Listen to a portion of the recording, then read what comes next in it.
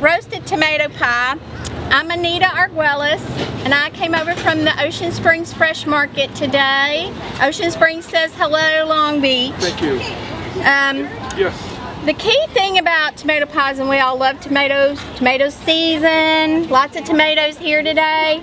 Yes, ma'am. Roasting really brings out the flavor of these tomatoes and allows for you to do keep your roasted tomatoes in the refrigerator, and you can use them for other things besides pies. But I'm going to start by showing you the best way to roast tomatoes for pies or anything else. You don't have to peel them unless you just want to, and if you do, you want to immerse them in some hot water, some boiling water that you stop boiling, and just par them for a few seconds and then peel them off. But I like to use mine with the skins on because it helps hold that tomato together. So these are nice little heirloom tomatoes I picked up this week at the market, and I'm just going to cut the bottom off of it, and then I'm going to slice these tomatoes up, like I said, with their skins on. Remove any of the green part that you don't want. This is the knife that I'm using. If you don't have one, it's worth the investment. This is called a tomato knife by Wusthof. This knife and a 6 or 10-inch chef knives are really the only two knives that I suggest that you keep in your arsenal. Everything else is pretty much ancillary. These are the two knives I use most often. This is a serrated knife. It's got an end for poking that skin, and it just cuts them like a breeze. What do you call that kind of knife? This is actually called a tomato knife. Oh. And it's most everybody that makes knives has a nice version of this. So again, we're going to just slice out a few of these pretty tomatoes. All right, and so to roast them, put them on a tray, just like this. Set your oven at 350. Put a little salt on there, a little thyme. This is great. I like to pull the leaves off unless they're very tender at the top. And usually I just use thyme, olive oil, and salt for my roasted tomatoes, and that's all I do. So there's some tomatoes. Here's a little olive oil. You just pour just a little bit on. Just about, that's all you need really. On one row of tomatoes, then do several more tomatoes. So pop those in the oven at 375 and just keep an eye on them. Check them every 15 minutes or so. And then when they look nice and roasted, roasted meaning not brown, but just kind of caramelized a little bit, but still wet. You want them still wet, then you take them out of the oven. The tomatoes. While you were standing there, they were roasting.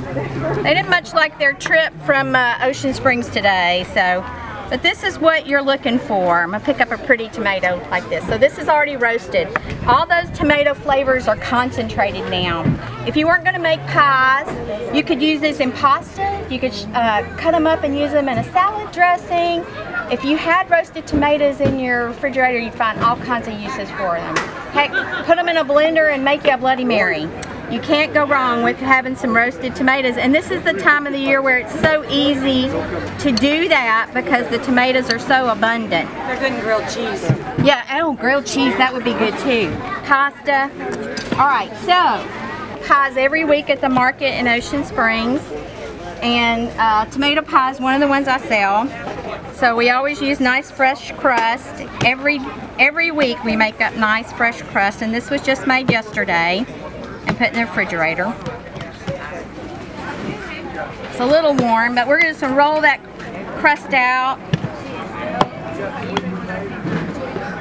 Julia, if you, I'll have some business cards, and if you guys want to email me for recipes, I'll be glad to send them to you.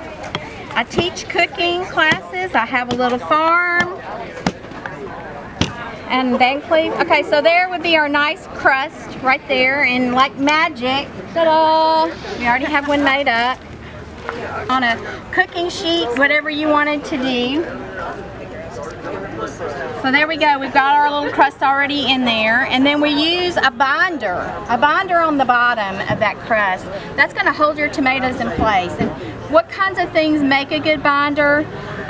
This is just a little bit of mayonnaise, cheese, mustard, and that's it. A little Parmesan cheese, a little dry cheese. I want a little bit of I don't want it to be very wet when I use it. I want it to be kind of pasty.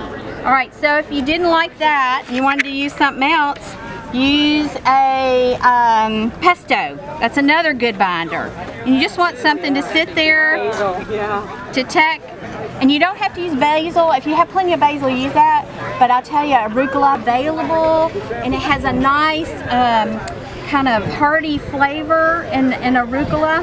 It's different than basil, but it's still really pretty. So I've got a little binder on there. Then I'm going to put my little roasted tomatoes on there.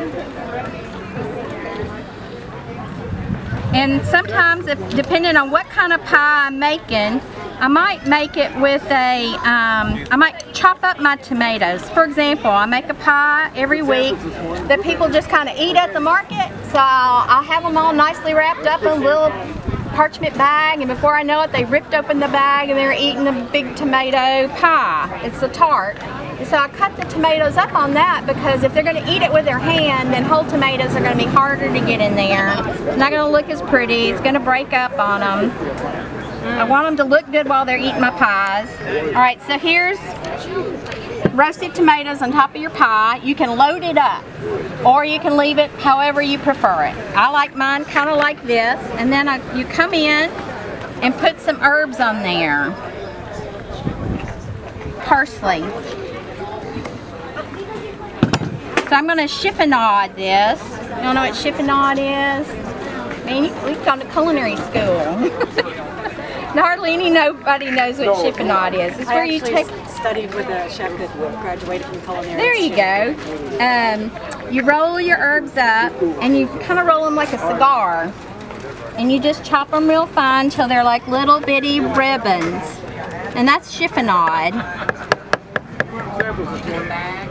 And then you sprinkle your chiffonaded herbs on top of there, and you bake that in the oven. You don't have to bake it long because your tomatoes are already roasted, so you want just your crust to get ready. Could you blind bake the crust first? You can. If you're using a big pie, if you're going to use a big pie, you might want to poke some holes in it and do it. Okay. But if you're just using small tarts, you don't need to. So, but it would be nice if you're just got a lot, if you're slow in the kitchen, you're just enjoying yourself, refrigerate those before you go ahead and pop in the oven. But that bakes up really quick, probably 10-15 minutes. And then I have